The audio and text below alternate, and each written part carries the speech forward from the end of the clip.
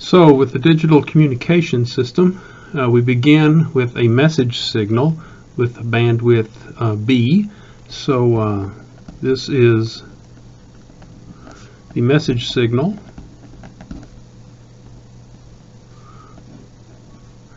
And it has a particular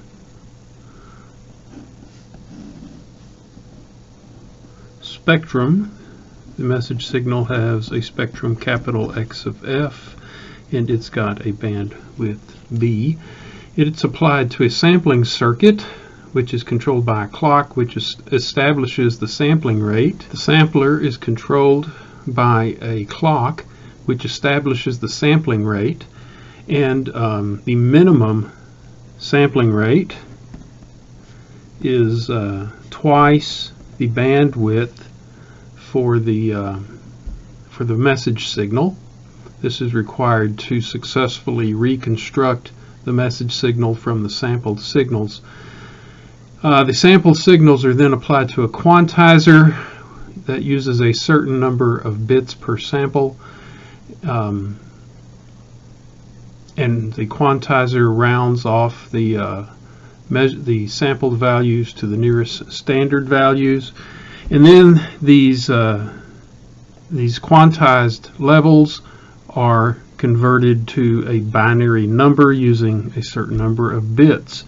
So what comes out of the digital encoder is the binary signal M of T. This is a binary signal. It's random, a string of ones and zeros, equal probability of a 1 or a 0.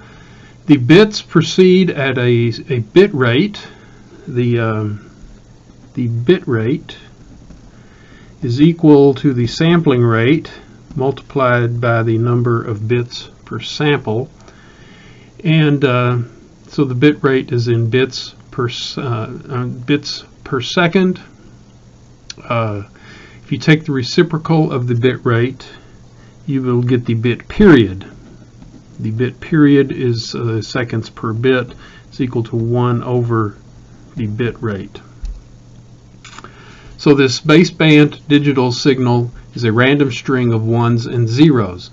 And we're interested in the spectrum of this random signal because we need to know the bandwidth and the other frequency characteristics. Since it's a random signal, we first have to find the autocorrelation of the digital signal and then take the Fourier transform of the autocorrelation. And the spectrum of this baseband digital signal depends upon the encoding method. There are several ways of encoding this digital signal, and they have different spectral characteristics.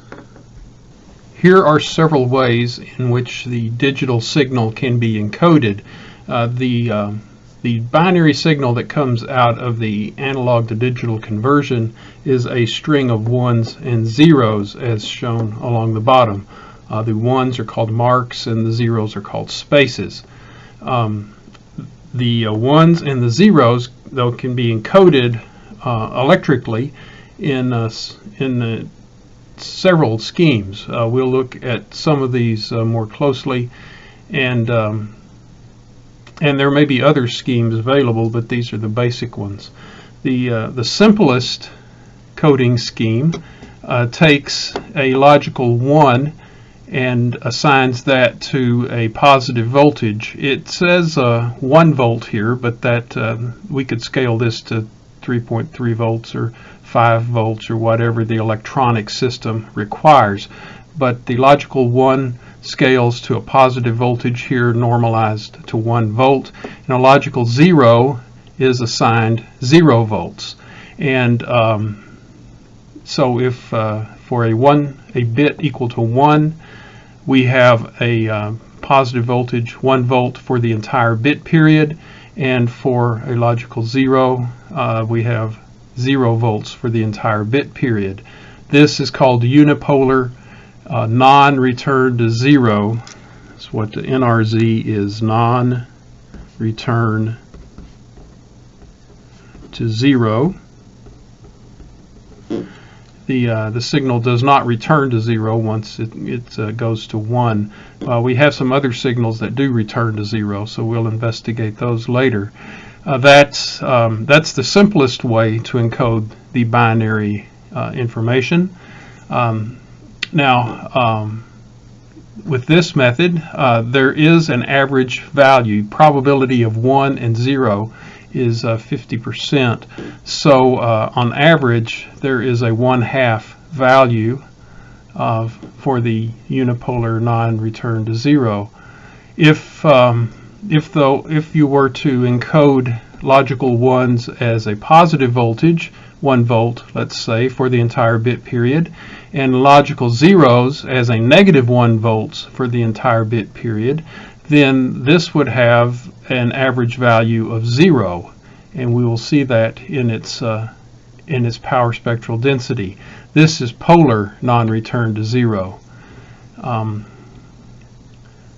The third option shown here is polar return to zero.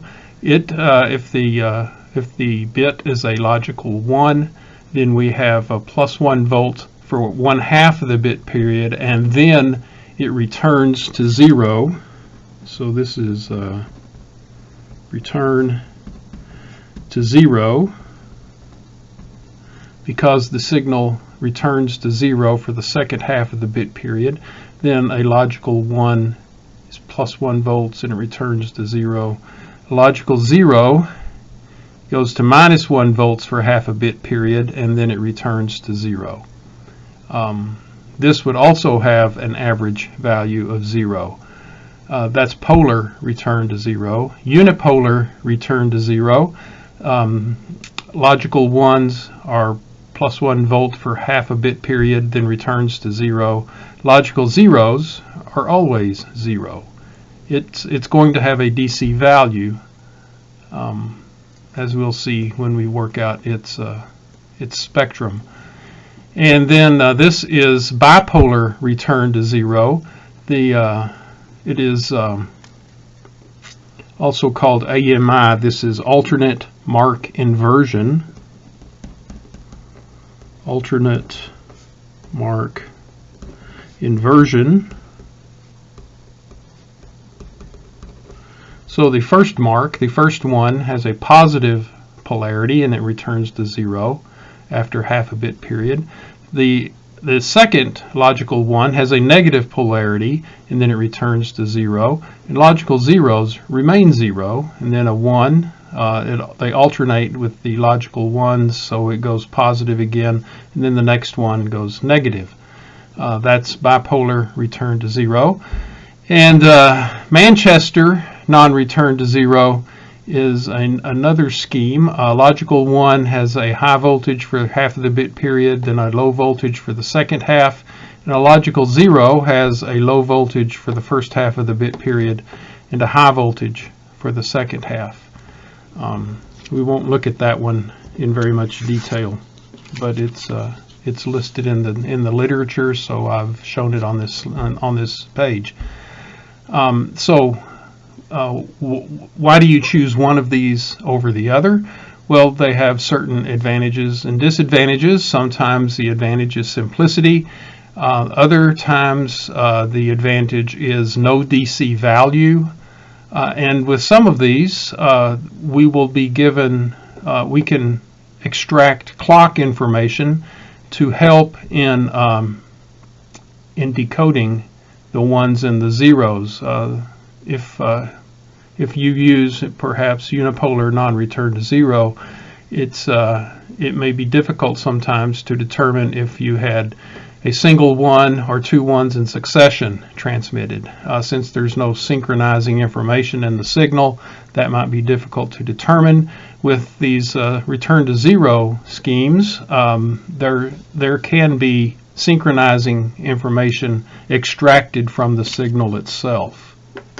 Okay, let's first look at unipolar non-return to 0. This is the binary stream 11010010. It's encoded simply as logical 1 is 1 volt for the entire bit period, and a logical 0 is 0 volts for the entire bit period. It's a random signal, so we can't find the spectrum by taking the Fourier transform directly.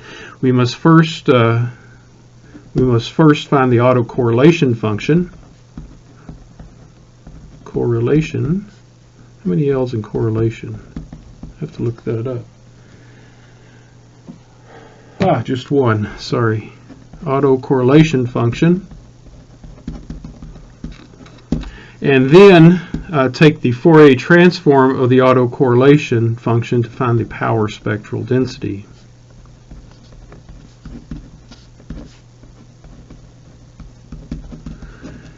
So to find the autocorrelation, we have to follow the process that we discussed in the last presentation. We take our signal, multiply it by a time-shifted version of the signal, and then take the time average. Rather than sketch these out by hand, I've had MATLAB produce some drawings that may be helpful in doing this. I've used MATLAB to help find the autocorrelation of this binary signal. The first trace is the binary signal M of t. We have the bit sequence of 1, 1, 0, 1, 1, 0, 0, 0. I chose this sequence of bits because it goes through all of the possible combinations of a bit period followed by the second bit period. So I have a 1 followed by a 1, a 0 followed by a 1 followed by a 0, and a 0 followed by a 0. I'll use this in finding the time average, and this method will be good for at least the first. Well, it'll be good for the first 1 bit period of time delay, which will be enough for us, I think. So this is encoded as unipolar, non-return to 0. So logical 1s are encoded as 1 volt, and logical 0s are encoded as 0 volts, and this encoding lasts for the entire bit period. See, the bit period is 1 second, or 1, just to normalize to 1. The second trace is the time delayed binary signal with tau equal to 0. So this is M of t minus tau with tau equals 0. So it's exactly the same waveform. Now, to find the autocorrelation, we multiply the binary signal by its time-shifted version, and the result is shown on the bottom trace. We have in the first bit period 1 times 1 results in a 1, then 1 times 1 results in a 1, and then 0 times 0 is 0. 1 times 1 is 1, 1 times 1 is 1, 0 times 0 is 0 for the last 3 bit periods. So now our task, now that we have the product, is to find the time average. Since I've chosen all of the possible combinations, we can find the time average as shown in this 8-bit sample by finding the total, the area underneath these rectangles and dividing by 8. So when you do that, see the rectangles are 1 unit tall and 1 unit wide. So we have 1, 2, 3, 4. 4 divided by 8 gives a time average of 0.5. So for tau equals 0, the autocorrelation is equal to 0.5. I'm going to write that down, and we'll keep track of that result. And now I want to shift the message signal 1/4 of a bit period. Here we have the binary message signal on the top trace. The second trace is M of t minus tau with tau equal to 1/4 of a bit period. So you can see that the signal is shifted 1/4 of the bit period to the right. And then on the bottom trace again, we have the product of M of t times M of t minus tau. And you'll notice that these rectangles are more narrow than they were with zeros shift. So there's less area underneath the rectangles, and if you can easily calculate that area, add it up, divide by 8, and you'll find that the time average is equal to 0.4375. So with tau equals 0.2, the autocorrelation has a value of 0.4375. So let's do another time shift. This shows m of t on the first trace, m of t minus tau with tau equal to 0.5. That's 1/2 a bit period on the second trace. So you can see the signal is shifted even further to the right. And for the product, m of t times m of t minus tau, the rectangles are even more narrow. We can find the time average by finding the area under both rectangles, dividing by 8, and you will find that that is 0.375. So the value of the autocorrelation with tau equal to 0.5 is 0.375. Here the shifted signal, m of t minus tau, is shifted with tau equal to 0.75. That's 0.75 times the bit period. And the rectangles are even more narrow, and the average value is 0.3125. Here are the traces with a time shift of exactly 1 bit period, so tau is equal to 1. So you can see that the binary message signal is shifted to the right 1 entire period, and we have an time average value of 0.25. Something interesting happens when the time shift is just beyond 1 bit period. This is tau is equal to 1.25. We find that while this rectangle is narrower, we have an additional thin rectangle that comes about because of this area where we have 1 times 1. That gives us 1 in the product, and it happens to compensate for the amount of area lost from this first rectangle. And the same would be true for this next rectangle as well. I just don't happen to have enough bits shown in this sample, but see, this rectangle is a bit more narrow, but somewhere down the line there's another narrow rectangle that compensates for that loss of area. And now we'll find that regardless of the amount of shift beyond 1 bit period, the time average remains a constant value of 0.25, regardless of the amount of additional shift. And see if we can see that on the next slide. Here the time shift is a 1.5 bit period, and we have these half-size rectangles, and I happen to pick a string of bits where we just have 3 of them, but there will be more happening down the line, such that for a long string of 1s and 0s, the time average would be 0.25 again. With tau equal to 1.75, the time average of the product of m of t times m of t minus tau is still 0.25. And with tau shifted 2 bit periods, the time average still works out to be 0.25. I collected the results of the autocorrelation calculations for each time shift that we went through. The autocorrelation with tau equals 0, 0.5, tau equal 0.25, 0.4375, tau equals 0.5, 0.3750. 0.75 is 0.3125, and then for tau equals 1, the autocorrelation has a value of 0.25, and then for time shifts beyond tau equal 1, the value of the autocorrelation stays the same, is 0.25. Now we can draw this out as a continuous function connecting the dots. This is time shift tau. This is the autocorrelation of the message signal as a function of tau. we saw this is tau equal to 0 right in the middle. At tau equal to 0, the value is 1/2. So this has a value of 1/2 at its peak. And that, by the way, is also the total power in this signal. It has a power of 1/2 watt. Then for increasing values of tau, here is tau increasing.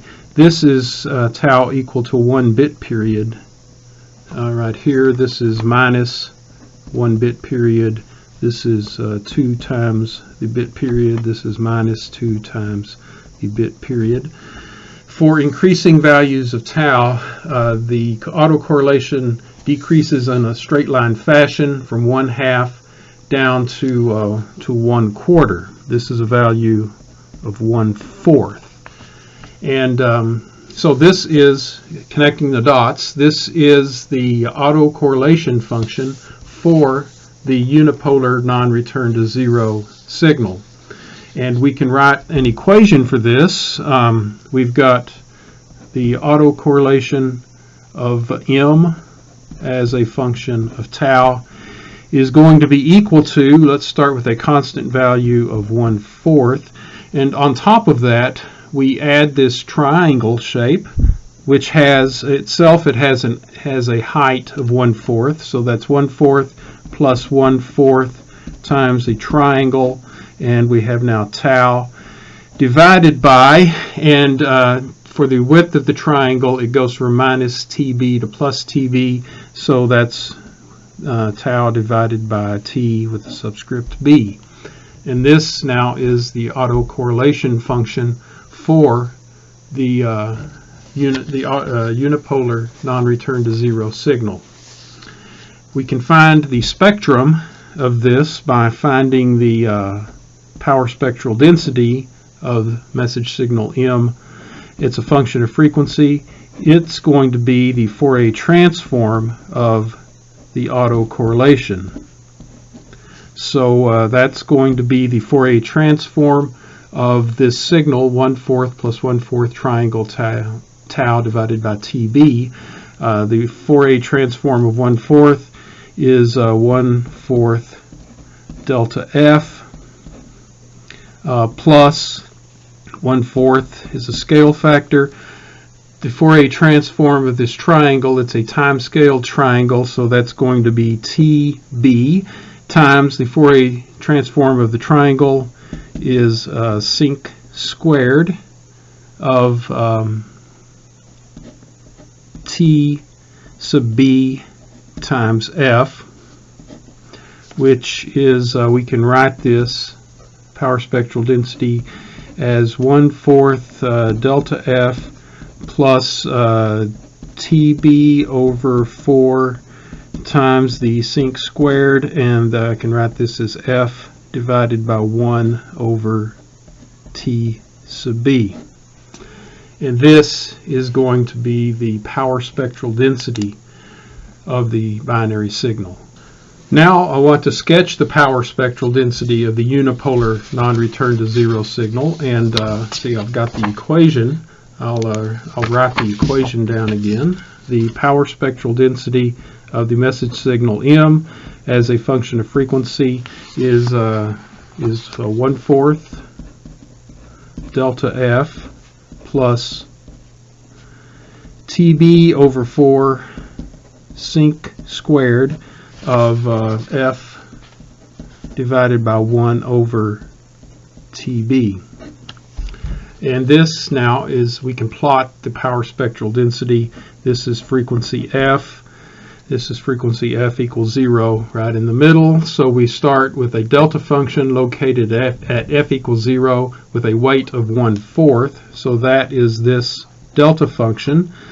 At frequency F equals 0, this delta function represents the DC component of the binary signal, and as we can see from the binary signal, it's always positive. It never goes negative, so it will have an average DC component, and the 1/4 represents the DC power in that signal. We can also notice that the DC power from the autocorrelation is 1/4 of a watt. Total power is 1/2 of 1 watt. DC power is 1/4 of a watt. That DC power is seen in this delta function at f equals 0. And on top of that, we add this sinc squared function. It has a height of TB over 4. So this value is T sub B divided by 4 right there. That's the height. And then the sinc squared function, it touches 0. It doesn't cross negative because it's squared, but it touches 0, and it touches 0 at 1 over TB. So this is 1 over T sub B. And the next time it touches 0 is at 2 over T sub B. And over on this side as well, this is minus 1 over T sub B. And this is minus 2 over T sub B. So this is the spectrum, the power spectral density of the unipolar non-return to zero signal. We can see it features a DC component, and we can also determine a bandwidth from this.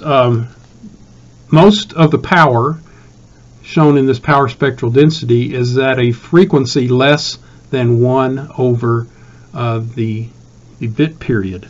So if we measure the bandwidth,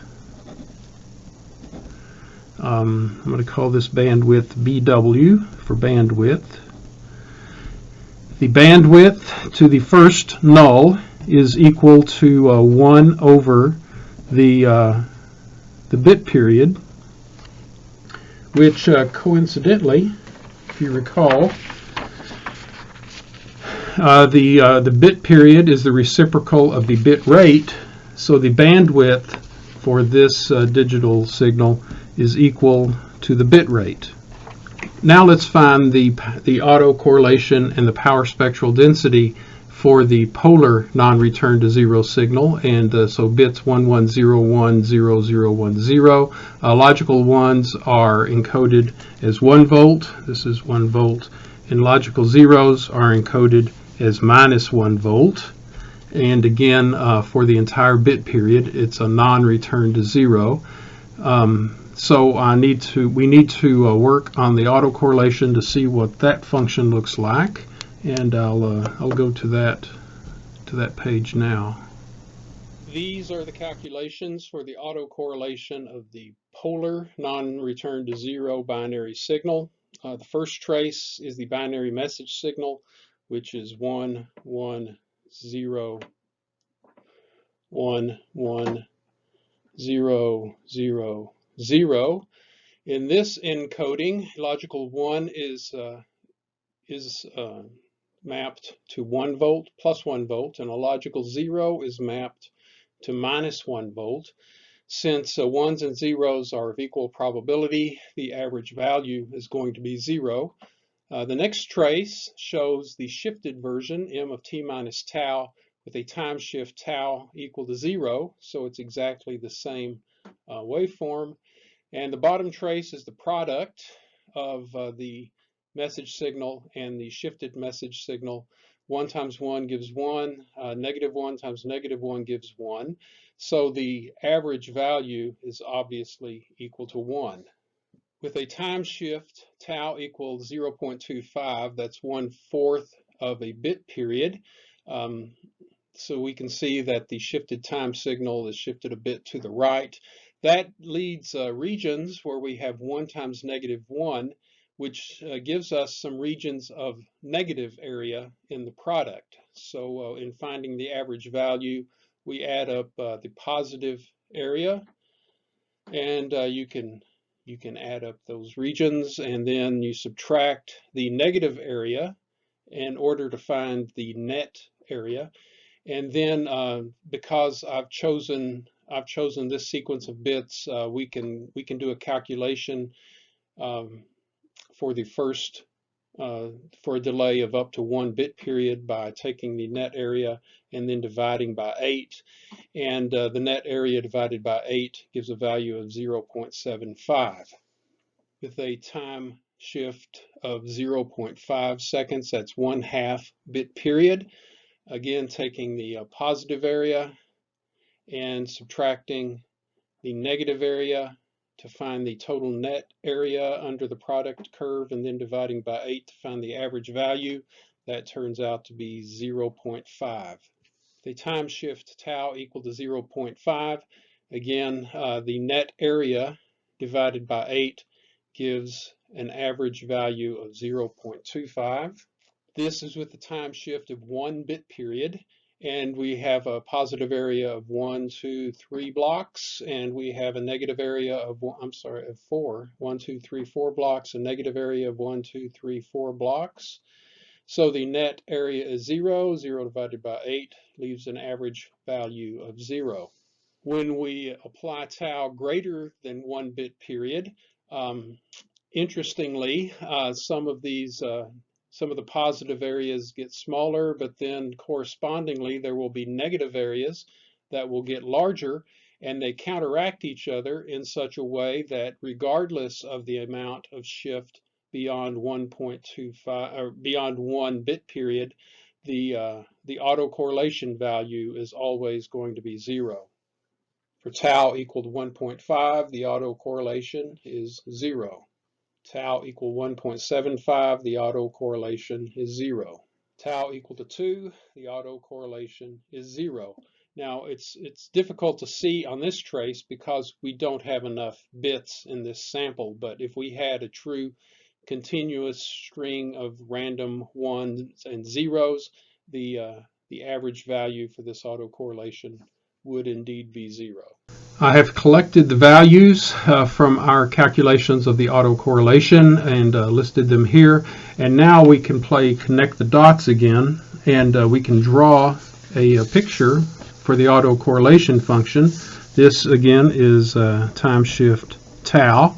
This is the autocorrelation of message M as a function of tau. And here we have tau equal to 0, and the value is 1. So it has a peak value of 1. The total power in this signal is 1. And then as we let tau increase, the value of the autocorrelation decreases linearly until we reach a time shift of tau equals 1, which is 1 bit period. So this would be tau equal to 1 bit period, and the value of the autocorrelation is 0. And also at minus 1 bit period, the value of the autocorrelation is 0. So we can easily write the equation for the autocorrelation as a function of time shift tau is equal to, this is simply the triangle of tau divided by TB, and the power spectral density of this signal is the Fourier transform of the autocorrelation. Fourier transform of this triangle is going to be TB from the time scaling theorem, and Fourier transform of the triangle is a sinc squared, and then we have TB times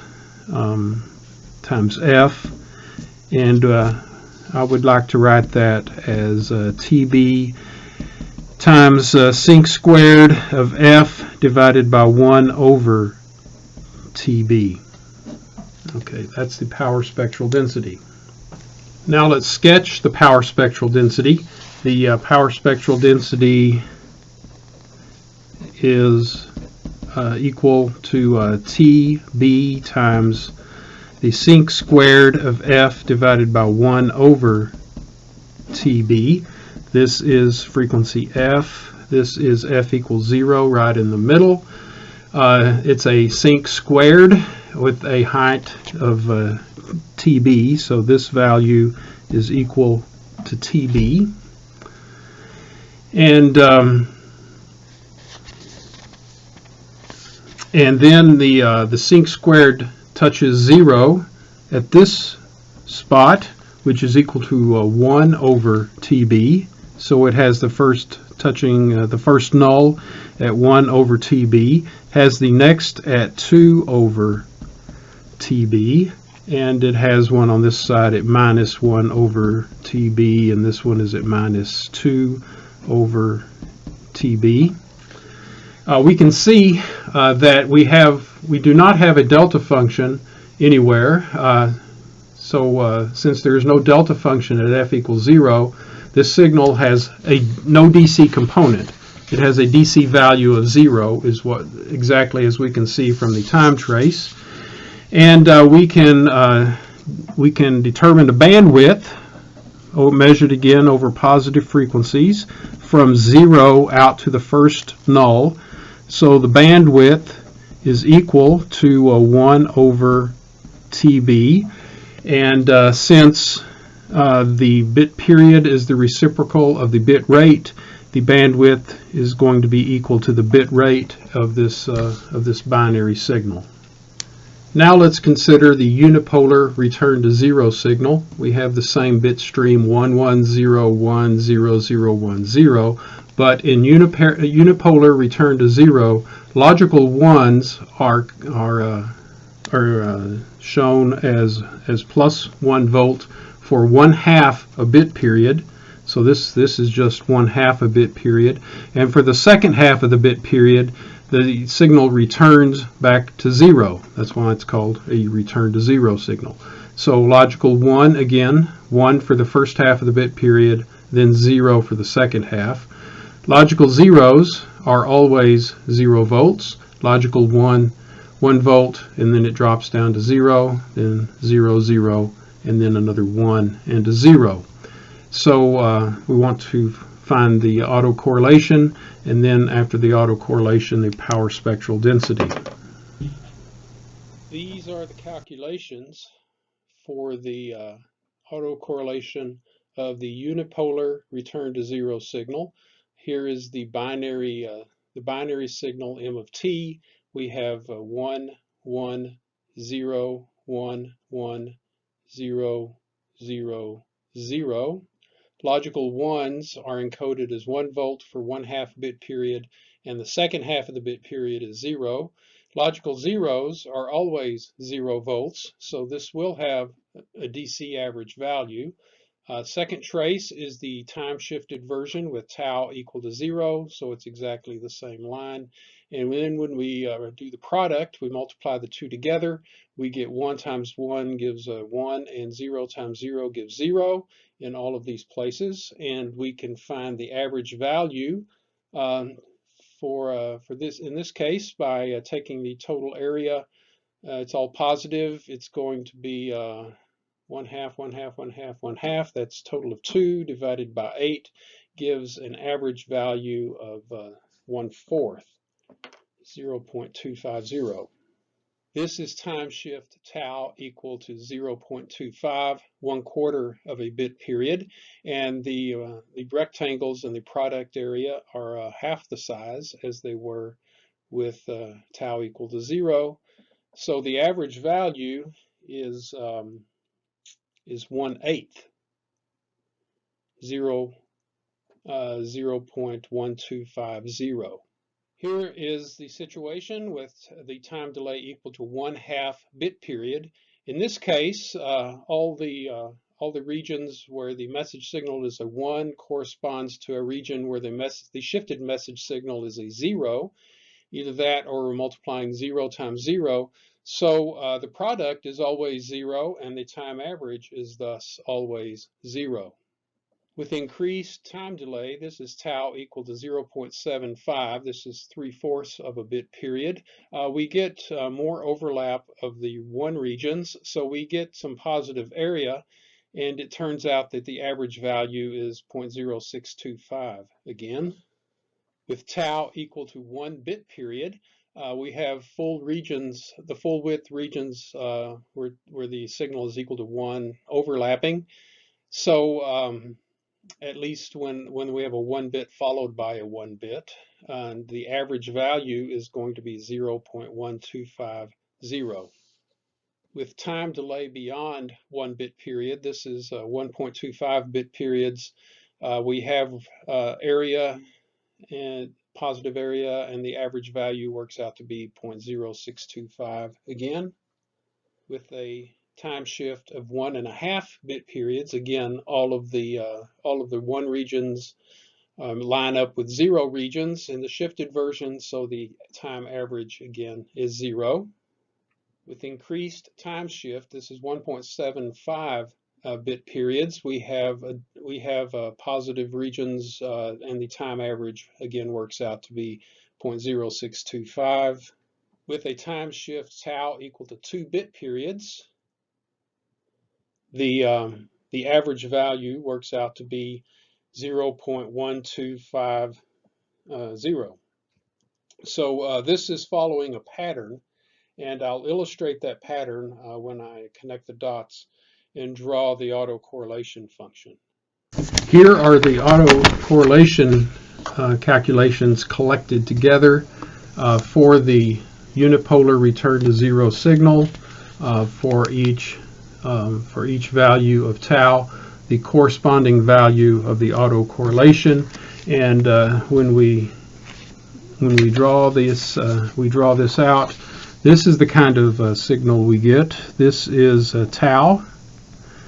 We are drawing here the autocorrelation of this message signal as a function of tau. This is tau equal to 0 right here in the middle, and for tau equal to 0, the value is 1/4.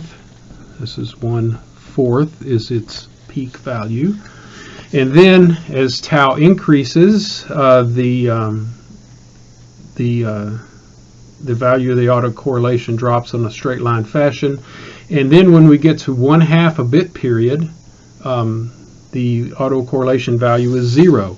So this 0 occurs at time shift tau equal to TB divided by 2. And on this side, this is at minus TB divided by 2. So the autocorrelation drops and touches 0. And then for tau equal to 3/4 of a bit period, right here it is back into 0.0625, that's 1/16. Then at 1 bit period, this is tau equal to TB right there, and to minus TB right here, we have a value of 1/8, 0.1250. So this height is 1/8. And then beyond a time shift of 1 bit period, tau equal to 1.25 bit periods, it's decreasing back down. And then at tau equal to 1.5 bit periods, the value is 0 again. So this would be at 3 TB over 2. The autocorrelation is 0 again, and here at minus 3 TB over 2. And then if we continued this process, you would see that the value of the autocorrelation zigzags up and down. It reaches a value of 1/8 at 1 times TB, and 2 times TB, and 3 times TB, and 4 times TB, and it touches 0 halfway in between those spots. So this is the function, the autocorrelation function for the unipolar non-return to 0 signal.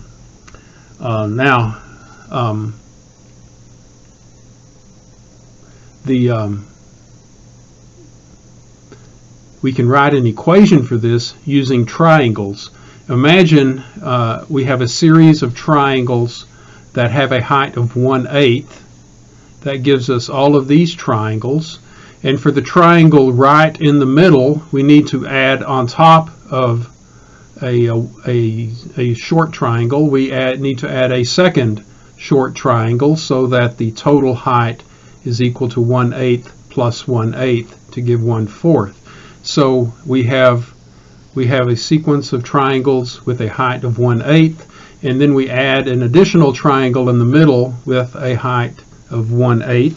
So we can write that the autocorrelation of the message signal as a function of tau is equal to, and let me write the additional triangle right here in the middle. That's a 1/8 triangle tau divided by, and the width, it goes from minus TB over 2 to plus TB over 2, so that's going to be T sub B divided by 2. Okay, so this gives us the additional triangle here in the middle. Now we need to have an equation for all of these, this periodic train of triangles, and we can do that by adding, let's take a triangle with a height of 1/8 times the triangle of tau divided by TB over 2, and then we want to convolve this with a train of delta functions, index number n equal minus infinity to plus infinity, a train of delta functions delta tau minus n times T sub B. Okay, so this will give us a train of delta functions located at every unit of the bit of T sub B, the bit period, and then that convolved with a triangular shape will give us the train of triangles, and then right in the middle we're going to add an additional triangle to make the one in the middle twice as tall. Okay, so this now is the equation for the autocorrelation for the unipolar non-return to zero. The power spectral density is simply going to be the Fourier transform of this function. So the Fourier transform of this first triangle has a scale factor of 1/8, and then we apply the time scaling theorem, and then we would multiply by TB over 2 times a sinc squared of TB over 2 times F. And now we're adding to that the Fourier transform of this, these two terms convolved together. This convolution will become a multiplication, so we'll have the Fourier transform of this triangle, which is the same equation as we've written here, 1/8 times TB over 2 times the sinc squared of TB over 2 times F. And now this convolution becomes a multiplication, and then we do the Fourier transform of this train of delta functions, and that's going to be 1 over TB times a summation from n equals minus infinity to plus infinity delta, and then we have F minus n over TB. Okay, I ran off the margins.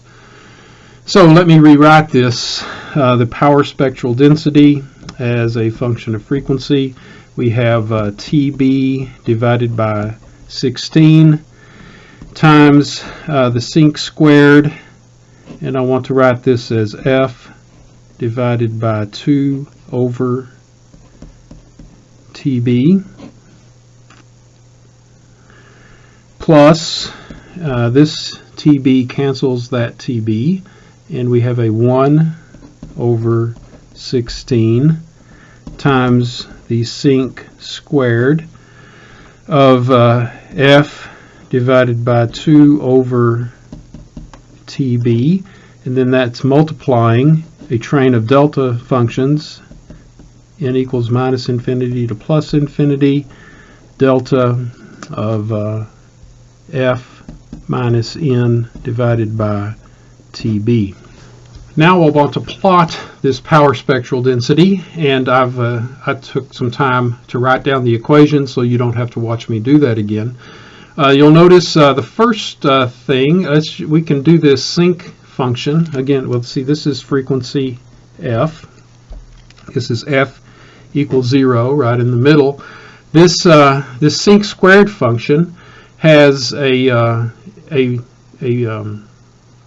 peak value of TB over 16. So this value is TB divided by 16 right here. That's the peak value of this sinc. And it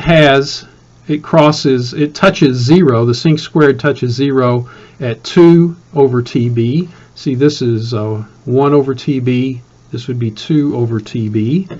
So this is at 2 over TB. It also touches 0 here at 2 minus 2 over TB, also at 4 and 6, etc. So that's this portion.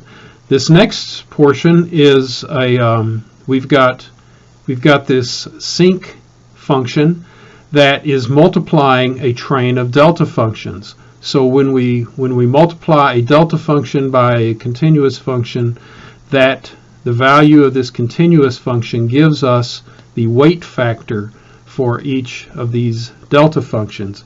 So if I pencil in this sinc function, it also touches. It's exactly the same sinc function.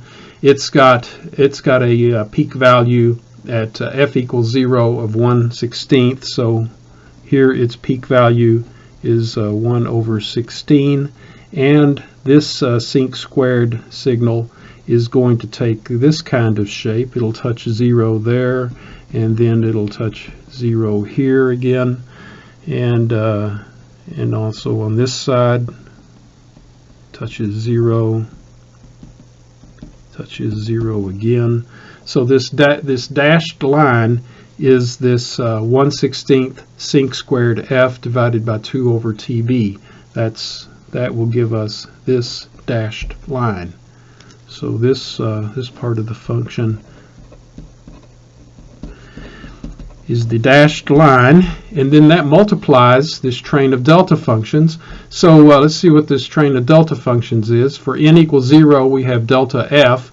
Well, that's this delta function here at f equals 0, and it has a weight of 1/16. For n equals 1, we have delta f minus 1 over t sub b.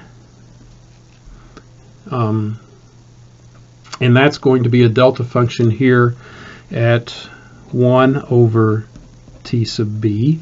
And for n equals minus 1, we get this delta function at minus 1 over t sub b. Then for n equals plus and minus 2, we get delta f minus 2 over t sub b. Well, that would be a delta function that happens to line up with the 0 from the sinc function. So that delta function is zeroed out. And then for n equals plus and minus 3, we get the delta function here at 3 over t sub b and minus 3 over t sub b. The next one is zeroed out, and then there's one halfway in between the next two units, but they get progressively smaller, so I'm not going to bother to show them.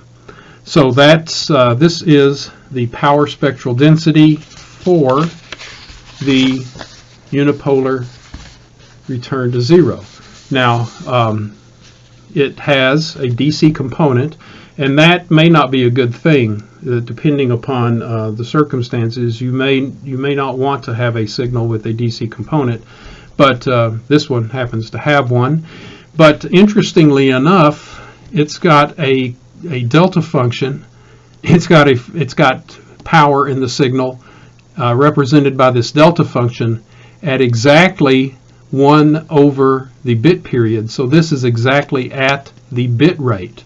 So we have a delta function at f equal to the bit rate right here, and also its pair over here. So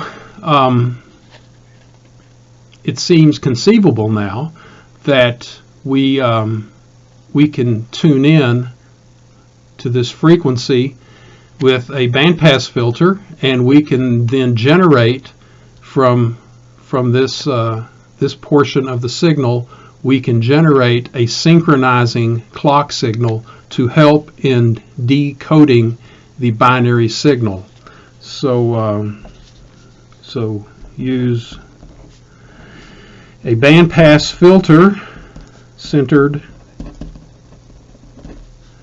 at the center frequency equal to the bit rate to recover a synchronizing clock signal. So on the good side, this type of signal, the unipolar return to zero signal, gives you an opportunity to recover a synchronizing signal, which could be very helpful. You also have a DC component. There will be other digital encodings that do not have the DC component. So we can we take the you take the unipolar non-return to zero signal into a bandpass filter, and then you may have to have a comparator to square up the signal, and maybe some time shifting back and forth, but conceivably you can retrieve a replica of the clock signal that was used back in the sampling process. Before I leave this, I forgot to mention we can also find the bandwidth for this this unipolar non-return to zero. If we take the first null is at 2 over the bit period, so this would be the bandwidth equal to 2 over the bit period, which is since that's going to be equal to 2 times the bit rate. Now this makes sense with the return to zero signal. With the return to zero signal, we are making the pulses for each the pulses of each rectangle more narrow. You make things more narrow in the time signal, you make the bandwidth wider, you make the spectrum wider, and we can see that here that the bandwidth for this return to zero signal has a bandwidth that's twice the frequency of the non-return to zero signals. Is that return to zero?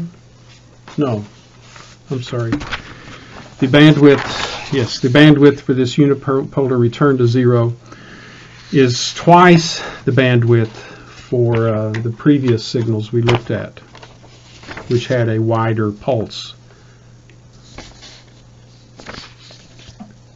Okay, so you have a means of reconstituting the clock signal, but the price you pay is a wider bandwidth. Now let's find the autocorrelation and power spectral density for the bipolar return to zero. Again, the bits 1, 1, 0, 1, 0, 0, 1, 0. This is the alternate mark inversion signal. The first logical one is +1 volt for half a bit period, then returns to 0. The next logical one is -1 volt for half a bit period, then returns to 0. Logical zeros are always 0, then +1 for half a bit period, return to 0. and 0, 0, and then -1 for half a bit period, and then returns to 0. This is the autocorrelation for the bipolar return to 0, the alternate mark inversion signal.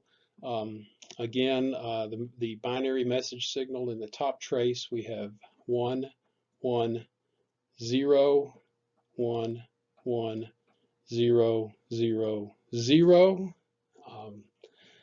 Alternate logical ones are encoded either first positive then negative, and it alternates with each successive 1 bit, and it always returns to 0 at 1/2 the bit period. Here is the time shifted version, m of t minus tau, with tau equal to 0, so it's exactly the same function. We have 1 times 1 is 1, and -1 times -1 is +1, and the average value is a 0.25.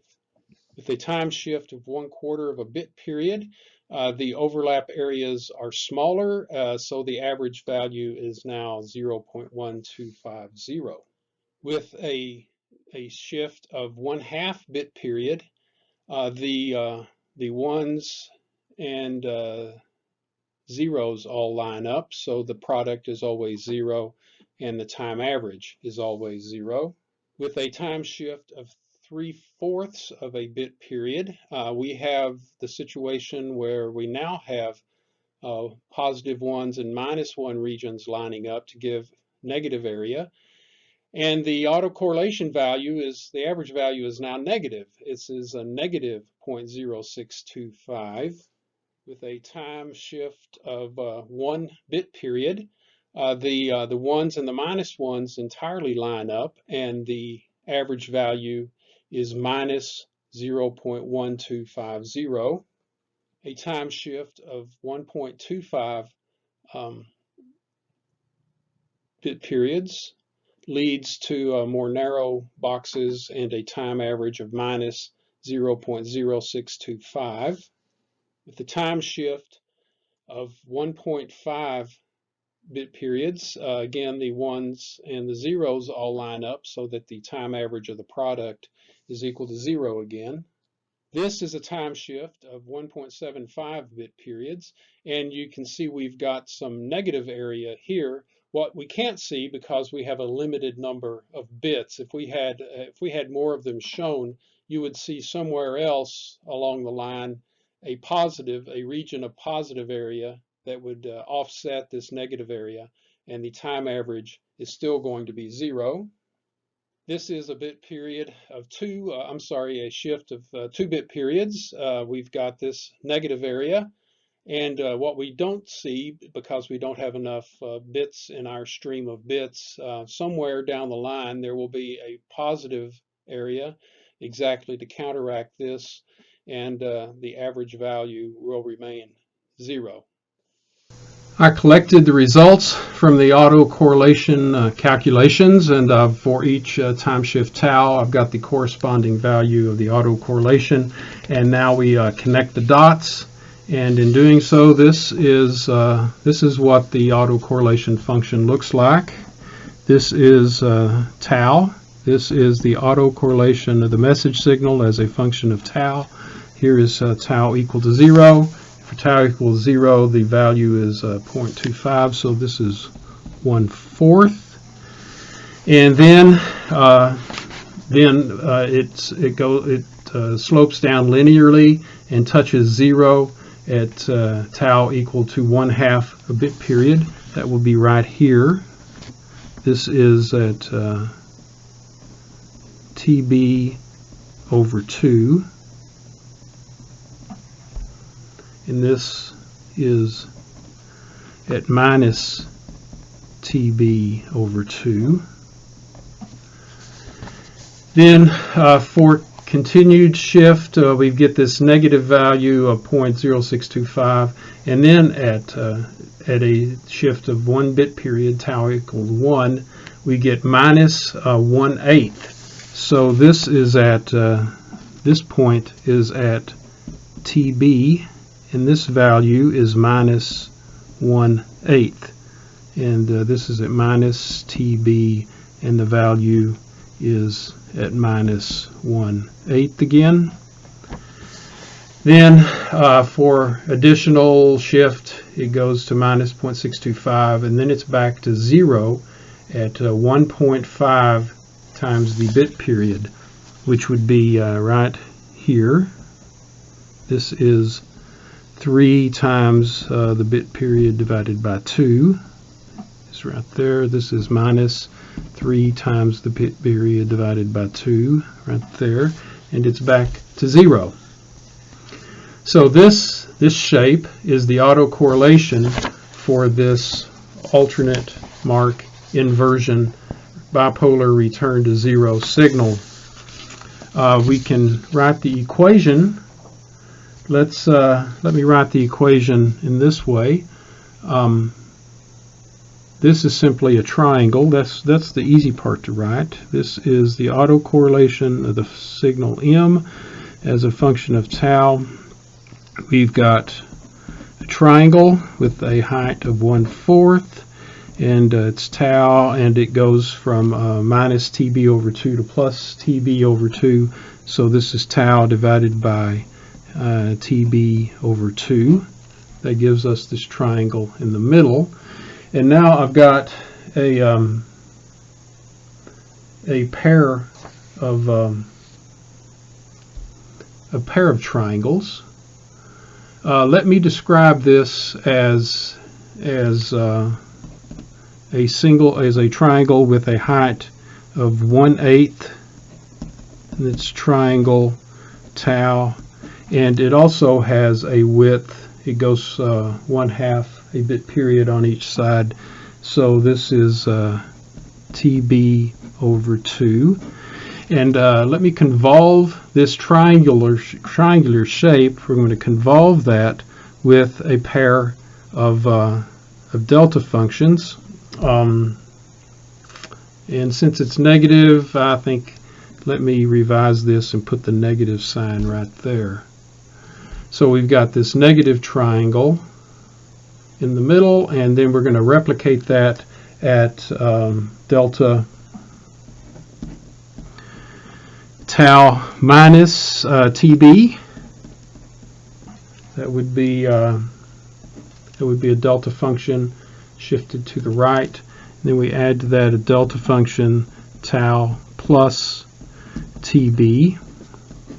That would be a delta function shifted to the left. So this is the autocorrelation function for this bipolar return to 0 AMI signal. We can find the power spectral density by taking the Fourier transform.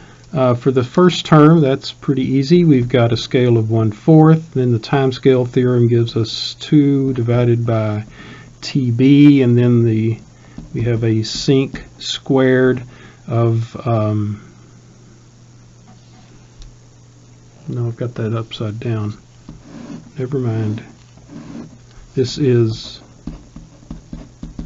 1/4. Then the time scale theorem gives us TB divided by 2. Then we have a sinc squared TB over 2 times F. Okay, that's this Fourier transform of this first term. And now we've got minus, and I've got a 1/8 TB over 2 times the sinc squared of TB over 2 times F. And now that's going to be multiplied by the Fourier transform of this pair of delta functions. Well, the Fourier transform of this pair of delta functions is a cosine. It's going to be 2 times the cosine of 2 pi TB times F. See, if you take the Fourier transform of this cosine, then you'll the 2 cancels 1/2, and then so we've got a shift to TB. Okay, so this is the power spectral density. I can rewrite this as TB over 8 sinc squared f divided by 2 over TB minus, let's see, this 2 cancels that 2, and so we're left with TB over 8 again, sinc squared of f divided by 2 over TB, and then that's multiplying cosine 2 pi f times TB. Okay, and this is the power spectral density, and I'll see what that looks like on the next slide or page. Okay, I've written down the power spectral density for the bipolar non-return to zero signal. So this is F on the horizontal axis. This is the power spectral density. This is F equals 0 right in the middle. If you plug in F equals 0, this sinc returns a 1, and this sinc returns a 1, and this cosine returns a 1, and so at F equals 0 we have TB over 8 minus TB over 8. That gives us this 0. This is at 1 over TB, and this is at minus 1 over TB. You plug in F equals 1 over TB, and then you would get the sinc squared at the value of 1/2, which would then be multiplying TB over 8. And you plug in F equals 1 over TB, you get the same thing here, sinc squared of 1/2 times TB over 8. You plug in F equals 1 over TB, you do get a cosine 2 pi. Well, that's a 1 again. So at 1 over TB, we get the value TB8 over times sinc squared of 1/2 minus TB8 times sinc squared of 1/2. Well, that gives us a 0 again. This is at 2 over TB, and this is at minus 2 over TB. The shape is a bit more complicated, but it follows this kind of shape. I had the computer draw it for me because it was too complicated for me to sketch by hand. I don't know exactly what its peak value is right there. We could estimate it perhaps, but I don't know that it's worth it. It does not have a DC component as we expected, and if we consider its bandwidth out to the first null, if we take this to be the bandwidth, that would be equal to 1 over the bit period, which is equal to the bit rate. Now that doesn't take in all of the power. We still have a little bit of power beyond that frequency. So it might be you might question whether that's the appropriate measure for the bandwidth, but it is the bandwidth to the first null, which is a way we can measure these things. This is the Manchester non-return to zero split phase encoding 11010010. For a logical 1, the first half of the bit period is a 1, and the last half of the bit period is a -1. For a logical 0, the first half is a -1, and the second half is a +1. Now your textbook finds the power spectral density of this signal not by using the autocorrelation, but by another means. Frankly, we're not going to use this as an example in anywhere down the line. So I'll just cut to the chase and give you the result that is given from the textbook for the power spectral density. This is the power spectral density of the message signal as a function of frequency for the Manchester non-return to zero encoding. This is frequency F. And the equation, according to the sources, is going to be T sub B squared times the sinc squared F divided by 2 over TB times the sine squared of 2 pi f TB divided by 4. And so at f equals 0, the sine returns a 0, so we get a 0 there. At this would be 1 over t sub b, this would be 2 over t sub b, and this is minus 1 over tb minus 2 over tb. The first null bandwidth, the bandwidth out to the first null again, is going to be 2 over t sub b, which is equal to twice the bit rate.